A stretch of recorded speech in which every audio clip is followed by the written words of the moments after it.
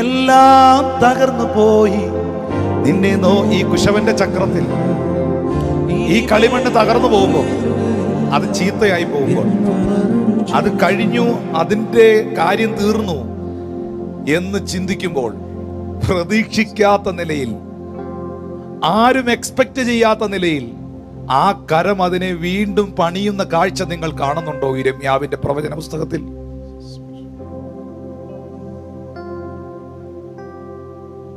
ഇനിമേലാൽ ഉയരുകയില്ല എന്ന് പറഞ്ഞു ചിരിച്ചവർ, എന്നാലും നീ എന്നെ കണ്ടതോ അതതി. ഒരു കാര്യം ലോകം തിരിച്ചറിയണം, ഈ കുശവന്റെ കയ്യിൽ ഈ മണ്ണിരിക്കുന്നിടത്തോളം, ഈ കുശവന്റെ ചക്രത്തിൽ ഈ മണ്ണിരിക്കുന്നിടത്തോളം, ചിരിക്കാൻ വരട്ടെ, പരിഹസിക്കാൻ വരട്ടെ, കുശവൻ നിന്നെ ഞെട്ടിച്ചിരിക്കും. കുശവൻ നിന്നെ ഞെട്ടിച്ചിരിക്കും.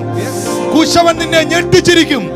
ഒരു മനുഷ്യ കണ്ണും കണ്ടിട്ടില്ലാത്ത, ഒരു വ്യക്തിയും ചിന്തിച്ചിട്ടില്ലാത്ത, ഒരു വ്യക്തിയും മനസ്സിൽ പോലും കണ്ടിട്ടില്ലാത്ത അടുത്തൊരു ഷേപ്പിലേക്ക് നിന്നെ കുശവൻ പണിത് ഉയർത്തിരിക്കും.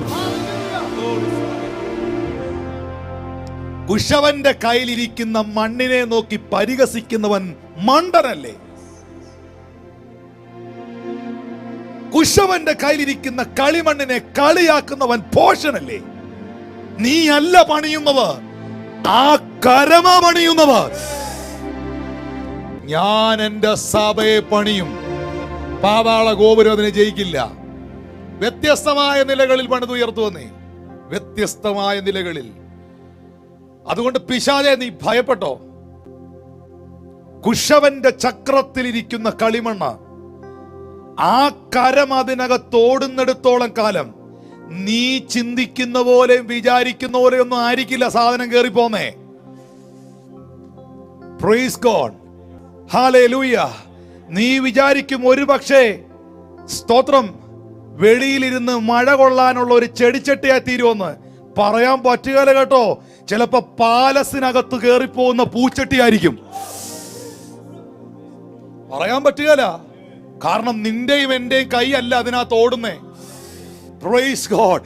മനുഷ്യന്റെ കൈയല്ല അതിനകത്ത് ഓടുന്നേ.